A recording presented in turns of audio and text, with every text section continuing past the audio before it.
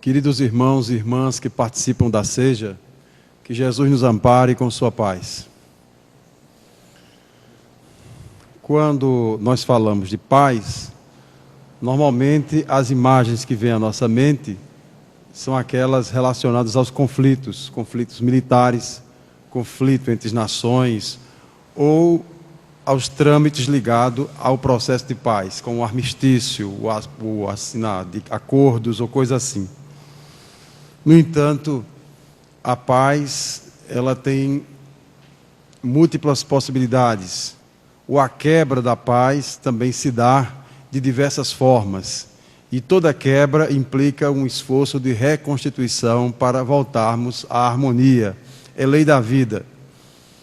Nesse texto, agora há pouco lido, Os Amados, nós percebemos que Paulo, na sua carta aos Hebreus, chama a atenção das pessoas que já dispõem de um largo conhecimento do funcionamento das leis espirituais. No caso, aqueles que conheciam com intimidade a lei de Moisés, o Pentateuco, a Torá, e já conheciam também as letras evangélicas, os ditos e feitos de Jesus. De forma que esses poderiam ser categorizados à conta de amados.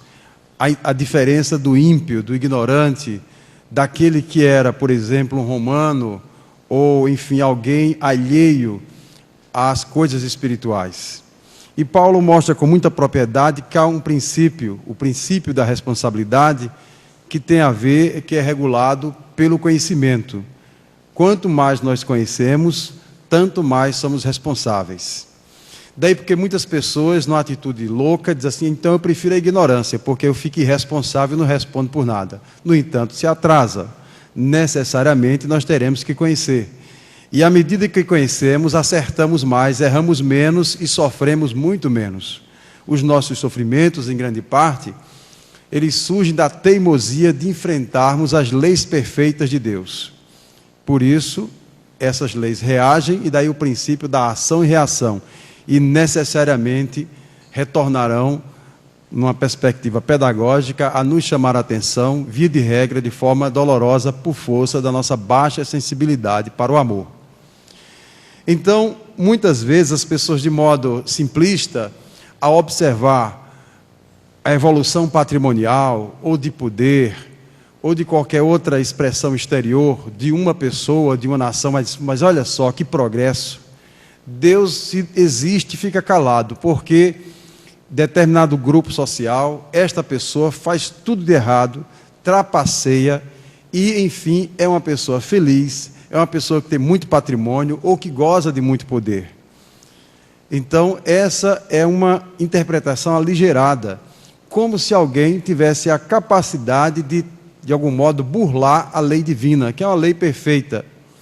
O que nós observamos, a partir da questão 621 do Livro dos Espíritos, é que a lei de Deus ela é tão perfeita que já está impressa na nossa consciência.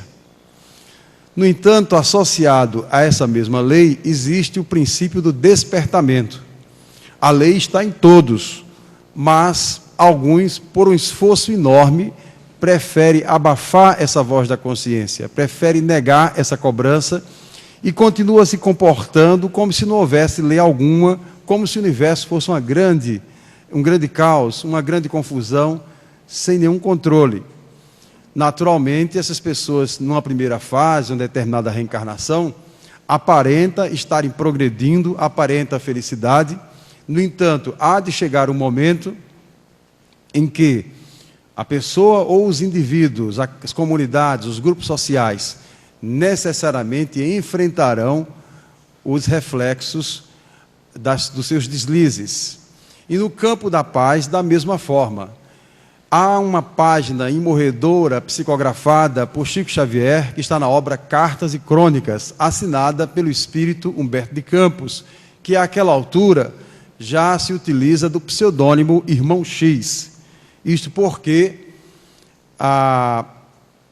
a esposa, a viúva de Humberto de Campos, do grande economista maranhense, inventou de montar um processo contra Chico Xavier, ainda na década de 30, quando o médium mineiro passa a assinar várias obras psicografadas pelo espírito Humberto de Campos. E a viúva se achou no direito de cobrar os direitos autorais dessas obras. Chico Xavier foi processado, foi inocentado, porque a justiça não reconhece desencarnados. Imagine a justiça já atropelada, aí, cheia de processos de encarnados, se a justiça começasse a admitir desencarnados. Ficaria ainda mais lenta, haveria mais processos, e ninguém sabia onde ficaria o Supremo. O Supremo seria em Brasília, ou o Supremo seria no mundo espiritual. Porque nós percebemos, enfim, a justiça ficaria infinitamente mais complexa. Mas, enfim, esse princípio é interessante porque a viúva move o processo contra Chico e o médium mineiro passa a ser defendido por Miguel Timpone, da Federação Espírita Brasileira, inocentado. E ali estava Chico, diante dessa dificuldade, e o espírito Humberto de Campos, para evitar novos problemas com a justiça, passou a assinar com o pseudônimo Irmão X, porque quando encarnado, ele usava o pseudônimo Conselheiro XX. Mas enfim, está lá, o título do capítulo é Tragédia no Circo. Tragédia no Circo se reporta a um episódio que se deu na cidade de Niterói, no início dos anos 60, lá no Rio de Janeiro, em que um grupo de pessoas foram mortas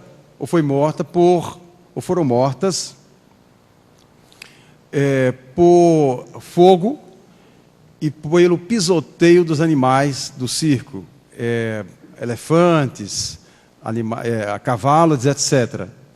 Então foi uma tragédia que mobilizou todo o país à época, e lá o espírito Irmão X consegue mostrar uma coisa importante, a matriz espiritual daquele episódio. E se reporta a um período do Império Romano, quando ainda no segundo século, determinado grupamento social, desejando homenagear um general vitorioso que voltava a Roma, resolveu criar uma grande festa à base de tortura, de morte de cristãos, crianças, velhos, homens, enfim. E a combinação, para que o espetáculo se fizesse mais dantesco, a população foi mobilizada e chegou a opinar como deveria ser o espetáculo. Primeiro disseram, vamos usar cristãos para impressionar o general e as pessoas que irão ao circo. Mais do que isso, vamos queimá-las, besuntá-las, com um elemento combustível da época e, de algum modo, atormentar os animais, de modo que elas hão de morrer queimadas e pisoteadas. E assim aconteceu aquele episódio nos anos 30 do primeiro século, e parecia uma página da história que foi fechada, mas não é assim. Porque o mundo espiritual mostra que quando nós lesamos a lei, isto fica escrito na nossa consciência. Há um registro muito forte. E a dificuldade é que enquanto não nos quitarmos para com a lei, da mesma forma não alcançaremos a paz interior. E o mundo espiritual, por misericórdia, nem sempre permite que a gente, numa reencarnação imediata, possa sofrer o que fez sofrer aos outros.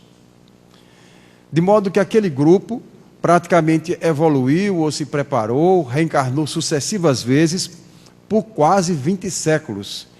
E só naquele momento, como dizíamos, nos primeiros anos dos anos 60, agora no século XX, houve a coincidência que aquele grupo de romanos que tinham gargalhado, que tinham se divertido com cristãos às feras e ao fogo, e ainda por cavalos pisoteados, sofreu uma circunstância muito assemelhada.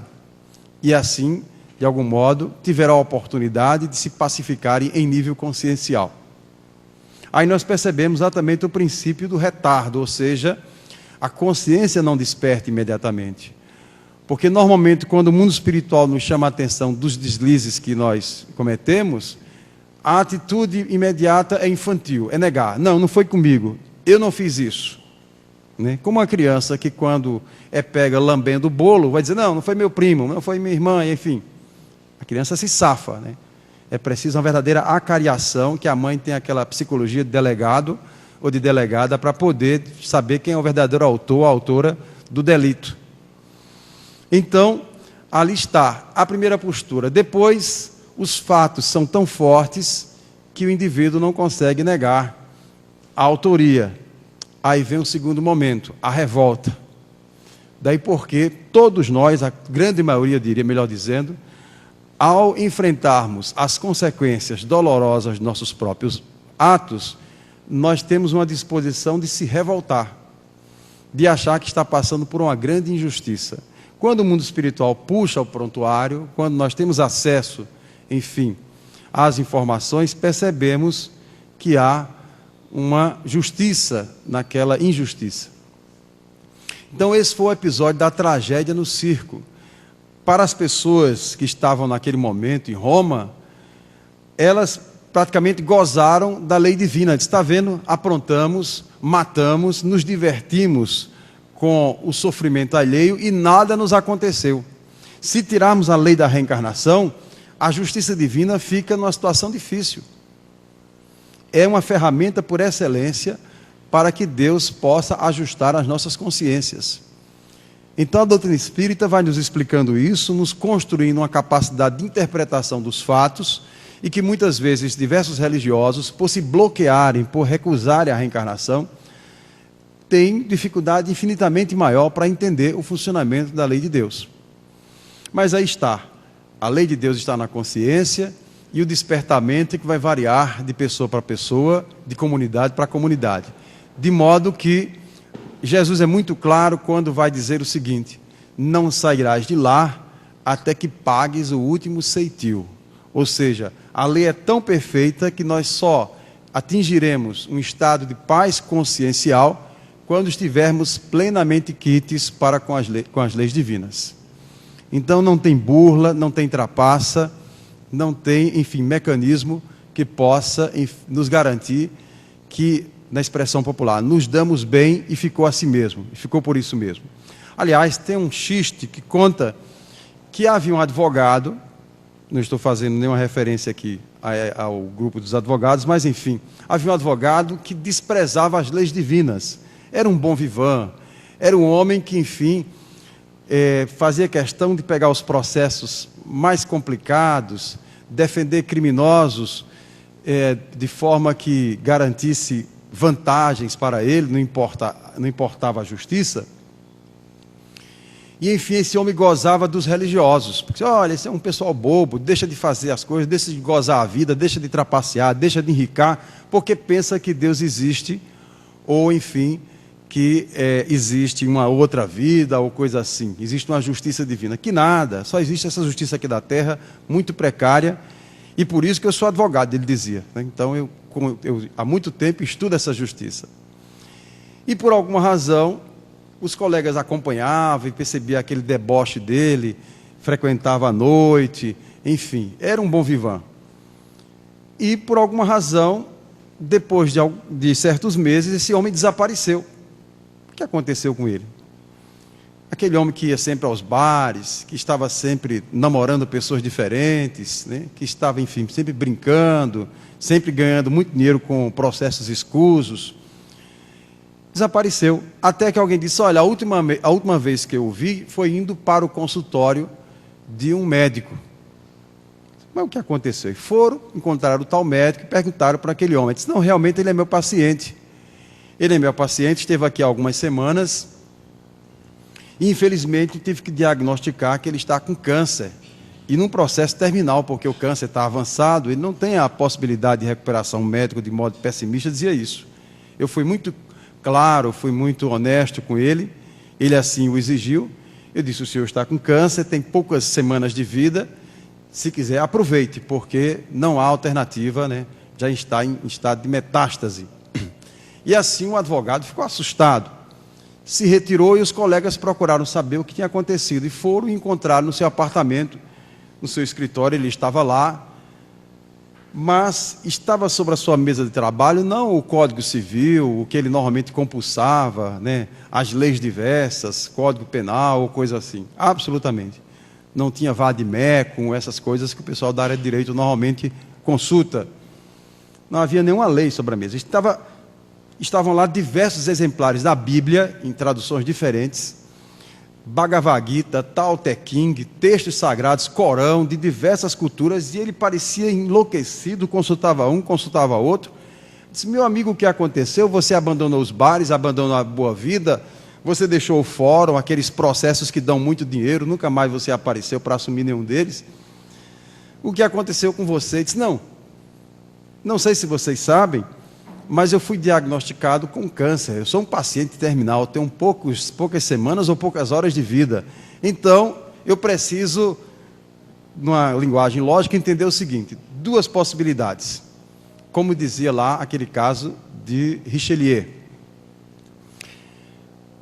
Certa vez, quando o cardeal Richelieu morreu, alguém comentou assim, que o cardeal Richelieu se caracterizou na França por aquele homem que usou da sua condição de poder eclesiástico para dominar o rei da França.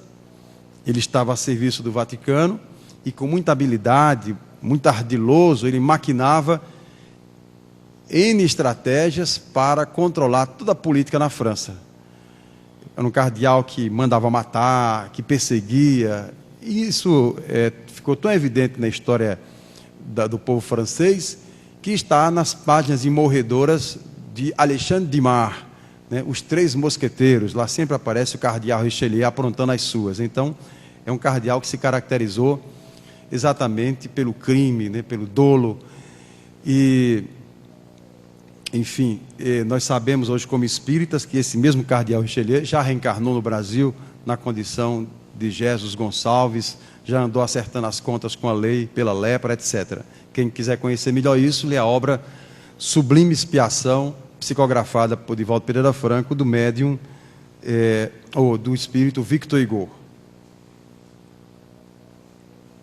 Então, o advogado disse: olha, a semelhança do que aconteceu com Richelieu, porque lá, no momento da missa, né, de corpo presente do cardeal Richelieu, alguém disse assim: bom, das duas, uma. Se Deus não existe, o cardeal Richelieu se livrou de muita coisa. Agora, se Deus existe, ele vai ter muita coisa para se explicar. Então, o advogado lembrava essa frase e disse o seguinte: bom, se Deus não existe, eu estou bem, vivi bem, gozei bem, fui rico, trapaceei, fiz tudo que tinha direito. Agora, se Deus existe, deve ter uma lei. Então eu preciso conhecer a lei de Deus. Mais do que isso, como advogado, eu preciso conhecer as brechas da lei. Por isso eu estou estudando tudo que é religião, tudo que é código religioso, porque se eu for para o outro lado, eu vou ter que me explicar, eu vou ter que me defender. Então eu vou logo aprontando aqui minha defesa. Então essa era a tese dele. Como se isso fosse possível. Jesus, com muita propriedade, nos coloca na parábola do mau administrador exatamente esse momento em que alguém se sente apertado, se sente de algum modo cobrado por um momento de acerto com a lei e é preciso tomar certas providências. Emmanuel, comentando essa parábola, ele vai dizer uma coisa interessante, que as grandes nações, as grandes riquezas, elas são fruto da burla, do roubo, da rapinagem. Parece uma coisa absurda, é uma coisa corajosa da parte do espírito e do médium. Mas é verdade. Peguemos um país de muito progresso, a Inglaterra. Por que a Inglaterra é tão rica? Aí nós haveremos de perceber que a Inglaterra emprestou dinheiro para muita gente com juros escorchantes. O Brasil, inclusive, por muito tempo, né, deveu à Inglaterra. A Inglaterra participou do tráfico de escravos. A Inglaterra, como as grandes nações europeias, foi e continua sendo imperialista. Basta ter a ideia nessas ilhas e as Malvinas, né, ou Falklands, conforme o entendimento da questão, mostrando claramente que, de fato, essas grandes nações, elas cresceram na rapinagem, como se fosse, de algum modo, um desconhecimento do funcionamento da lei de Deus. Assim como acontece às nações, acontece às pessoas. Ora, essa é uma prática tolerável, compreensiva, para aquelas pessoas que desconhecem a lei divina. No entanto, nós, os amados, como dizia Paulo, nós já temos que estar na observância da lei. Do contrário, estaremos praticando uma violência contra a própria lei e contra nós mesmos. Todo deslize, toda agressão há de ter repercussão no mundo da alma. Daí porque Jesus dizia lá, na questão da violência, da agressividade, né, quando ele alertava para o rigor da lei, para aqueles que a compreendiam, mas aquele que disser raca, né, contra seu irmão, esse é réu de juízo. Raca, no hebraico, é algo que se assemelha à expressão, à palavra imbecil, idiota, né, cretino ou coisa assim. Depreciativa, humilhante. Normalmente o indivíduo dizia raca, cuspia e mostrava um ar de desprezo por aquela outra pessoa a quem a palavra era dirigida. Então era toda uma psicologia que envolvia a palavra. E Jesus, inaugurando uma ética do mundo interior, ele vai chegar a cobrar esse nível. Portanto, a pessoa naquele momento que diz qualquer atitude ofensiva em relação ao outro, ela comete um atentado contra a sua própria paz interior. A paz interior que é uma coisa muito frágil. Nós às vezes estamos bem e acontece uma situação, nos envolvemos com determinada coisa, uma expressão, uma palavra, um pensamento, uma emoção. Aquela paz já foi alterada. É uma dinâmica. Você pode acordar bem e poucos minutos depois alguém recebe um telefonema ou, enfim, é obrigado a se deslocar e acontece no trânsito qualquer coisa, ou lembra de algo do dia anterior e aquela paz já está afetada, já está, de algum modo, atormentada, já está comprometida. Então, o nosso nível evolutivo tem essas fragilidades. Daí porque é preciso estar sempre atento para essa questão 621 do Livro dos Espíritos, né? Onde está escrita a lei de Deus? Na consciência. Na consciência porque, vamos lembrar de Sócrates, quando ele vai nos dizer que uma vida que não é examinada não vale a pena ser vivida. No diálogo de Platão ele deixa isso. Sócrates é um espírito colaborador direto de Jesus, tanto antes como depois, porque a gente vai perceber que Sócrates, com a sua ética, antecipa aquilo que nós passamos a conhecer nos evangelhos. E também no período de Kardec, porque o codificador já é um gigante, já é um gênio. Mas quem lê as obras de Canuto de Abreu, os documentos a que ele teve acesso, os manuscritos do professor Hipólito Leão Denis Arrivai, o professor de Allan Kardec, vai perceber que por muito tempo o codificador ele tinha uma inquietação, no bom sentido, na disposição de consultar o espírito Zéfiro para saber se ele poderia falar com Sócrates. E Zéfiro disse: olha, Sócrates já lhe atende as perguntas mentalmente, para termos uma ideia da qualidade da codificação. Então veja que Sócrates é um espírito que perpassa a história da humanidade, fazendo bem antes e durante a história do cristianismo. Daí porque também o espírito Joana de Ângeles, na obra Vida Feliz, vai nos dizer que Sócrates, Jesus e Gandhi são os exemplos máximos de humildade. Mas enfim, nós dizíamos sobre essa questão de que aos amados há de se cobrar um pouco mais, ou seja, aqueles que já têm a consciência desperta, o nível de cobrança há de ser muito maior. Aquele a quem mais foi dado, a esse mesmo tanto mais será cobrado, nos lembra o Evangelho. De modo que certas práticas que possam ter uma certa aceitação momentânea para outras pessoas, beira o inaceitável para todo aquele que já conhece as coisas espirituais. Nós temos, como na expressão evangélica, andarmos como os filhos da luz. E, enfim, as pessoas por ignorância, muitas vezes se expõem a situações de violência, a situações de afronta à lei divina, porque a lei divina se baseia também na mansidão, na brandura. Bem-aventurados os mansos ou os brandos, porque eles herdaram a terra, dizia Jesus. E as pessoas pensam que essa brandura é algo fora do cotidiano. Recentemente, Divaldo Pereira Franco teve a oportunidade de ter um livro publicado, Em Nome do Amor, em parceria com o Espírito Bezerra de Menezes, e que nas 2 primeiras partes tem entrevistas, ou que Divaldo concedeu a amigos da Federação Espírita Brasileira. Numa primeira parte, Divaldo vai contar um caso interessante que se deu na sua juventude. Ele trabalhava como funcionário público do Instituto IPASE, hoje já não existe mais, era INSS, NPS IPASE, que tratava da aposentadoria de funcionários públicos, lá em Salvador.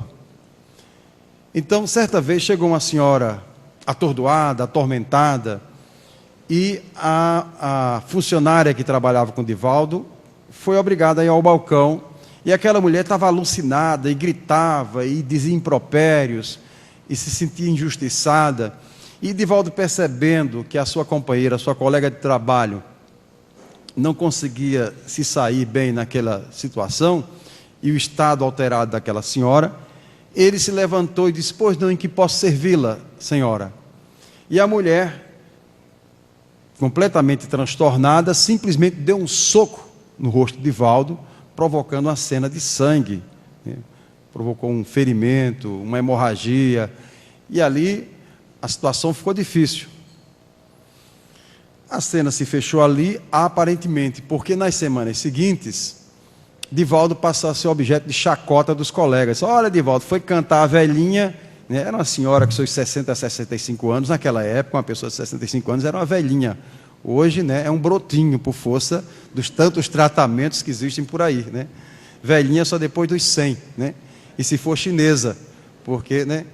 Mas, enfim, depois dos recursos anti-Cronos que existem por aí, porque a última tentativa da humanidade é vencer o deus Cronos, né, o invencível, lá dos gregos.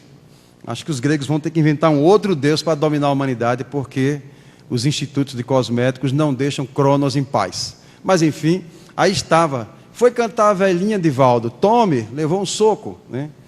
Divaldo, além de passar pela situação humilhante, pelo ferimento, ainda tinha que ouvir essas gozações semanas seguidas. E não é que algumas semanas depois, a tal velhinha dos seus 60 a 65 anos reaparece. Ela vem, mas vem mais centrada, ela chega constrangida e pede desculpas a Divaldo. Diz: olha, eu queria me desculpar, o senhor não sabe, mas eu sou uma paciente, eu tenho câncer. E essa minha aposentadoria que não sai, e começou a falar do desgaste do tratamento naquela época. Realmente os tratamentos eram infinitamente mais dolorosos do que hoje. E ela disse que naquele dia ela estava mais do que revoltada, porque, enfim, a burocracia do IPASE não lhe ajudava, e ela tinha um atraso na aposentadoria e o tratamento, juntou tudo. E ela disse que não sabe porquê, mas deu aquele soco, estava muito arrependida, queria pedir desculpas, etc. Divaldo, na sua sensibilidade mediúnica, alerta que no momento que ela lhe deu o soco, na verdade, ela estava tomada por uma entidade inimiga daquele médium.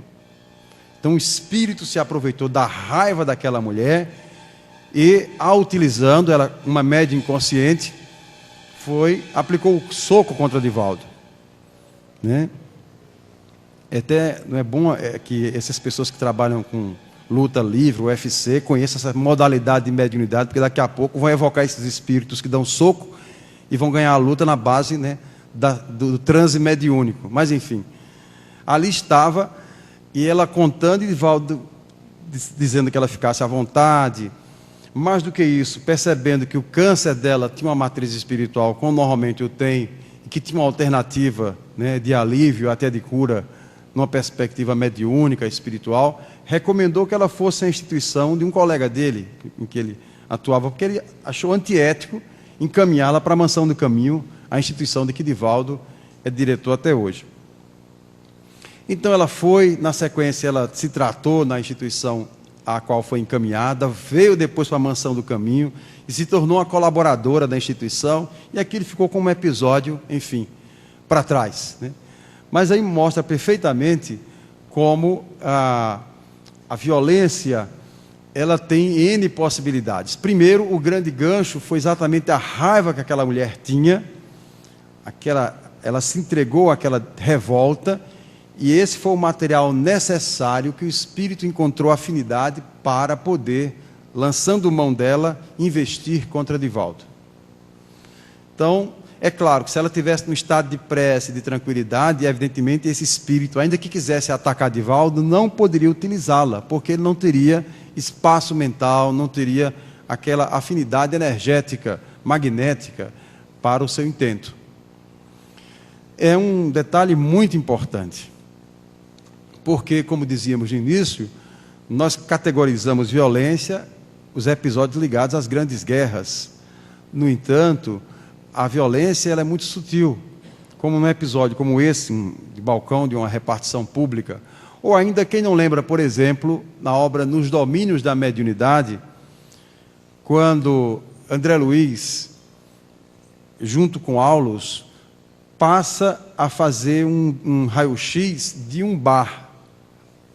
Tenho certeza que alguém, ao ler esse capítulo, vai pensar duas vezes em entrar em determinados bares, porque ele vai descrevendo que naquele ambiente as pessoas fumam, as pessoas bebem, e havia muita alegria, talvez música alta ou coisa assim, e ele vai mostrando a população espiritual que se encontra naquele ambiente.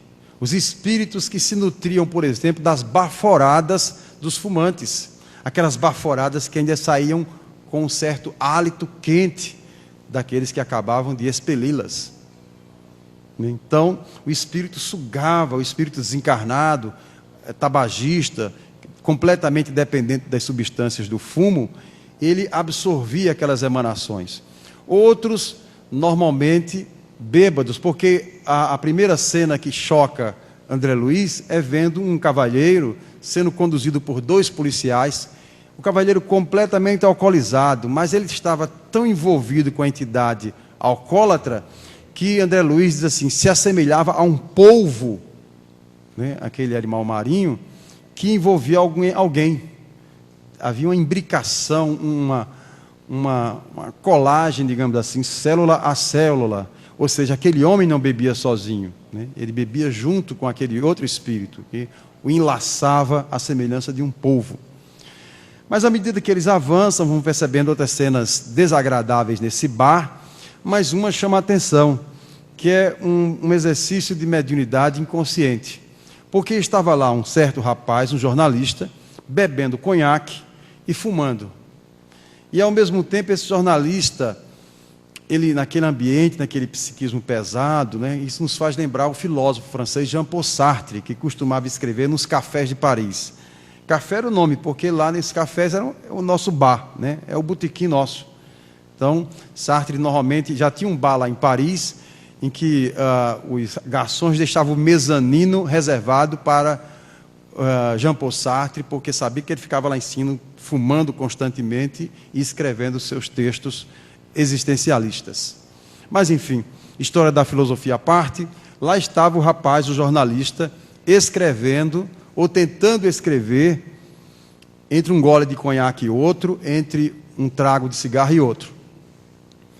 E o rapaz, ele se lembrando de uma cena em que uma determinada moça se envolveu num episódio de violência, nos parece um homicídio. À medida que ele criou aquela situação, ele desejava, no fundo, ele desejava provocar uma situação espetaculosa. Ele desejava escrever alguma coisa para chocar. É uma forma de violência, né? Essa imprensa barata, da pessoa escrever de forma dura, ou de apresentar imagens chocantes. Então ele ficou matutando, pensando aquele episódio e como carregar as tintas para complicar ainda mais a vida daquela moça que estava envolvida naquela trama. E começou a escrever o seu artigo, né? Começou a escrever lá a matéria sobre a tal moça e o episódio. Mas André Luiz nos chama a atenção que nesse momento esse jornalista aparentemente inocente, tomando o seu conhaque em paz, não estava sozinho. Ele estava acompanhado por um espírito que era inimigo da moça. Então, aquele jornalista, sem o saber, inconscientemente, funcionava como um médium perfeito daquele espírito virulento, agressivo, vingativo, que queria destruir, que queria agredir aquela moça já machucada pelo episódio policial. E, enfim, agora isso sairia na forma de uma matéria na imprensa. E o jornalista escrevendo.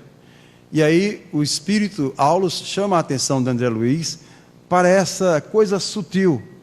Então, aparentemente, se alguém perguntasse na dimensão material, o que está acontecendo? Que cena é aquela? Uma cena tão bonita, né? Um jornalista escrevendo num bar o seu artigo, entre um gole de conhaque e outro, né? Ainda não completamente etilizado, mas, numa perspectiva espiritual, a cena fica muito mais rica. Eu diria, num trocadilho, muito mais pobre. Porque aquele homem, naturalmente, ao escrever, e numa intenção malévola de provocar o escândalo, isso foi suficiente para atrair o espírito vingativo. Então ele estava naquele instante lesando as leis divinas. E naturalmente, ao lesar essas mesmas leis, ele há de responder. Daí porque é muito comum a reencarnação de pessoas que tiveram inteligência fulgurante, inteligência brilhante, mas que não souberam usá-la para o bem, muito pelo contrário, investiram tudo no mal. Aqueles que no universo do mundo jornalístico, por exemplo, lança mão da calúnia, da fofoca, né? Enfim, dessas práticas tão comuns, voltam com dificuldades no campo da linguagem. Às vezes é a gagueira, às vezes é uma disfunção de ordem mental que impede do indivíduo ter o pleno exercício da sua inteligência. É um gênio, mas um gênio impedido porque quando teve a liberdade não soube fazê-lo. Então essa é uma situação muito sutil que também revela um atentado à paz. Um atentado à paz porque quem escreveu mobilizou as forças negativas, as forças perversas dedicadas à destruição. É um atentado à paz porque a pessoa que lê diz, olha, tem tantas possibilidades. Quando você abre jornal ou a revista, tem lá N possibilidades, porque exatamente a pessoa procura aquela em que uma personalidade está sendo agredida, né? Enfim, está sendo acusada de forma muito dura por uma outra pessoa. E aí nos lembramos de uma página do Evangelho segundo o Espiritismo, Caridade para com os Criminosos. A sociedade, sobretudo nesses dias em que as matérias policiais vêm ganhando campo na imprensa, antes as matérias policiais eram um espaço bem pequeno, hoje não. Cada vez mais, basta ver, por exemplo, uma edição como o Jornal Nacional, quase sempre é aberto com matérias policiais. Então, por que essa predileção? E por que muitas vezes aquelas distorções? Isso nos lembra aquela música cantada por Chico Buarque, tentou contra a existência num humilde barracão, Joana de tal, por causa de um tal João. Depois de medicada, retirou-se para o seu lar. Aí a notícia carece de exatidão. O lar não mais existe, ninguém volta ao que se acabou. Joana é mais uma mulata triste que errou. Errou na dose, errou no amor. Joana errou em João. Ninguém notou, ninguém olhou, na dor que era o seu mal. A dor da gente não sai no jornal. Então, mostrando perfeitamente, por mais inteligente que seja o jornalista, ele nem sempre tem essa sensibilidade de aplicar o princípio da caridade também às suas matérias. Foi o que se deu exatamente nesse episódio descrito por André Luiz. Então, é também um atentado à paz. Às vezes nós ficamos pensando nesses mega atentados, né? Hoje em dia, a gente percebe nas diversas partes do mundo, sempre tem um indivíduo que é médium das forças trevosas e provocam atentados que tem uma repercussão internacional. Quer dizer, uma coisa que se dá, por exemplo, em Mali, hoje, passa ocupando uma semana inteira a imprensa. Então, os espíritos que provocaram aquela cena devem estar festejando. Olha, provocamos isso e os encarnados falam de nós ou do nosso feito o tempo todo. Se estamos falando disso, estamos deixando de falar daquilo, ou seja, do bem, das forças construtivas dedicadas ao amor.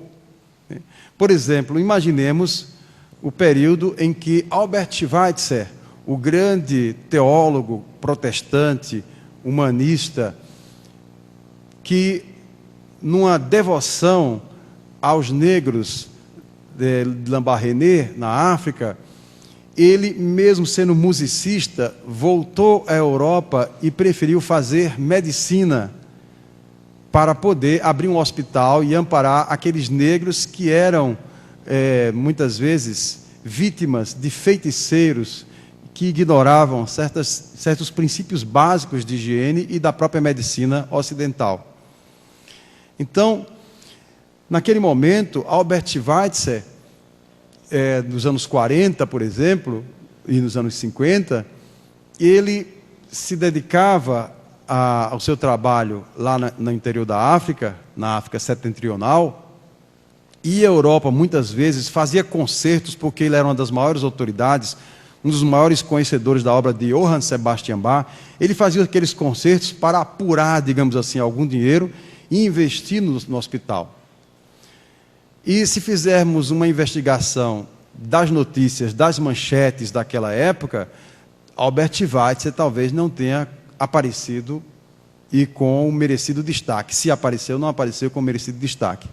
Alguma cena agressiva, alguma cena anti-paz deve ter, enfim, estampado as primeiras páginas desses jornais e revistas da época. Da mesma forma, Chico Xavier.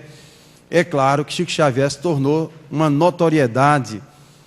O Globo, desde a década de 30 do século passado, chegou a colocar repórteres para ir a Pedro Leopoldo, para conhecer Chico Xavier, mas sempre naquela disposição espetaculosa.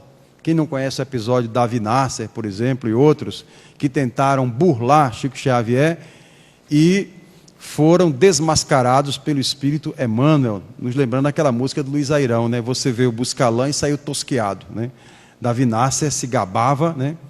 E Jean Mazon se gabavam de ter enganado o mineirinho, né? Bronco, Chico Xavier, porque eles foram a Pedro Leopoldo, em nome naquela época da revista O Cruzeiro, e propuseram uma matéria sobre Chico. Eles se apresentaram como estrangeiros para Chico Xavier o tempo todo. Daí saíram cenas e fotos, Chico na banheira, enfim, diversos momentos da vida de Chico, do cotidiano de Chico. E quando eles iam deixar Pedro Leopoldo, o Espírito Emmanuel pediu para ofertar um exemplar para cada um de uma obra psicografada por Chico Xavier. Eles voltaram para o Rio, Jean Mazon e Davi Nasser, e, enfim, estavam lá rindo, né, porque, enfim, tinham trapaceado, tinham mentido, dizendo que eram estrangeiros. Chico Xavier era um médium de mentirinha, porque não tinha o senso de perceber que estava sendo enganado, né? Porque era uma mentira, estava falando com dois brasileiros, e, enfim, tinha enganado o médium mineiro. Davi Nasser parecia tranquilo, quando recebe um telefonema de Jean Mazon. Diz: Davi, veja aí o exemplar que você recebeu do mineirinho lá. Disse: qual é o problema? Disse: veja lá, na primeira página. Ora, qual é o problema? Quando viu a primeira página, lá, tinha lá: ao jornalista Davi Nasser, com carinho, Emmanuel. Então, eles não conseguiram, porque chegaram lá a colocar outros pseudônimos. E eu lembro que assisti há alguns anos no Fantástico, o Davi Nasser estava ainda encarnado, disse: depois que eu vi esse negócio, nunca mais eu mexi com o espiritismo, né? Ele dizendo isso para o jornalista do Fantástico, né? Eu nunca consegui entender, também nunca mais mexi com o espiritismo, porque ele achava que o espiritismo era religião de bobinhos e que Chico Xavier era um mineirinho, né, que podia ser enganado por qualquer um.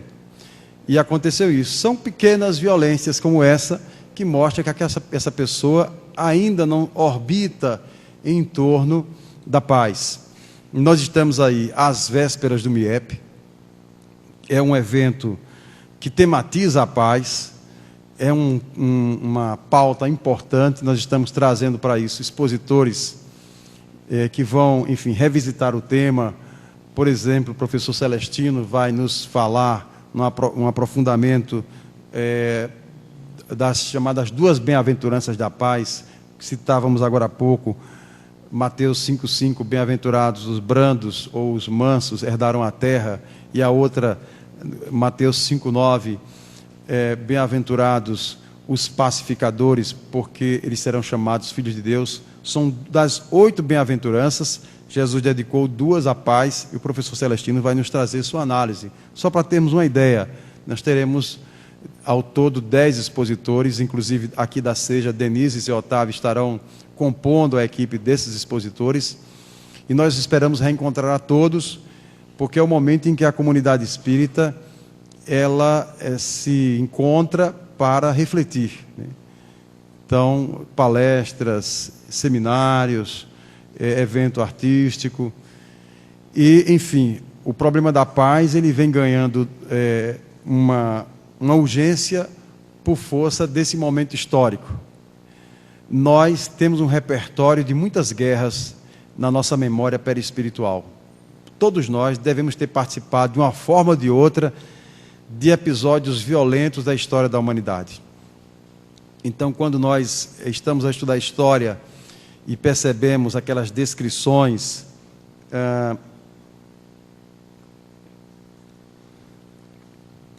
minuciosas de invasões na antiguidade, do uso da truculência, da violência, até episódios mais recentes, como a Segunda Guerra Mundial e outros, aquilo não nos parece algo distante, algo que está morto na enciclopédia ou no livro de história.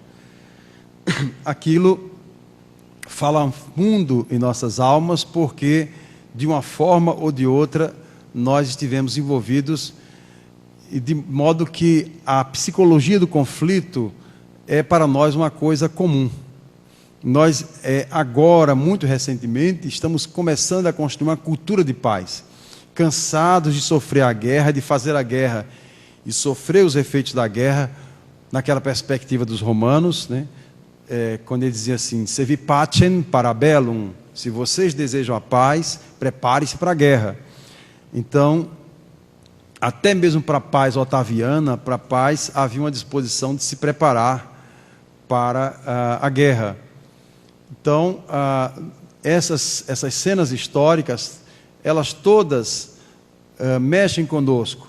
O próprio Jesus, quando esteve no mundo, provavelmente ainda na infância, deve ter testemunhado cenas perturbadoras, seja em Jerusalém, seja na sua cidade, em Nazaré, em que as tropas romanas normalmente sufocavam qualquer indício de revolta contra o imperador, contra a ordem política e militar reinante. Então, a guerra e a psicologia do conflito, da agressão, nos é muito íntima, até mesmo trazendo a herança da vida animal, com uma postura defensiva. Mas a paz é chegado o seu momento. Nós temos que começar a efetivamente construir essa cultura da paz. E se, para as pessoas desatentas, para aqueles que não, por uma razão própria, preferem não conhecer melhor a lei divina, o problema da paz é um problema que é assumido com uma certa indiferença, nós, os amados, usando aqui a expressão de Paulo, posta para os Hebreus na sua carta, não podemos ter a mesma atitude. Nós temos que estar numa boa inquietação e ficarmos vigilantes, ficarmos atentos para as nossas atitudes mentais, para as nossas palavras, para o tempo, enfim, para as nossas emoções, se elas estão afinadas ou não com a paz. Porque é essa avaliação que vai nos dizer se avançamos, se estacionamos, enfim. E é preciso avançar. Porque, como dizia Jesus, bem-aventurados os mansos, eles herdarão a terra. Allan Kardec aproveitou isso no capítulo 9 do Evangelho segundo o Espiritismo. É de tal gravidade que o próprio codificador retoma essa bem-aventurança como um capítulo inteiro. Então, é porque, efetivamente, a paz é um desafio para todos nós. E se já conseguimos nos classificar nessa condição de amados ou daqueles que já adquiriram sensibilidade para reconhecer a grandeza da lei divina, nessa mesma lei há muitos artigos dedicados à paz. Então nós precisamos efetivamente, com muita delicadeza, com muita sensibilidade, voltar aos textos sagrados, aos textos explicativos. O Evangelho segundo o Espiritismo é, por excelência, um texto explicativo. Porque muita gente diz assim: eu leio a Bíblia e não entendo direito. Experimente ler Kardec, experimente ler Haroldo Dutra, experimente ler Emmanuel, que são textos explicativos para esse texto sagrado, que é a Bíblia, por exemplo. Então, que Jesus possa nos amparar e que a gente possa, enfim, na nossa agenda, nos colocarmos na condição de construtores da paz, nas nossas preces, orarmos mais e termos uma mente mais focada na questão da paz.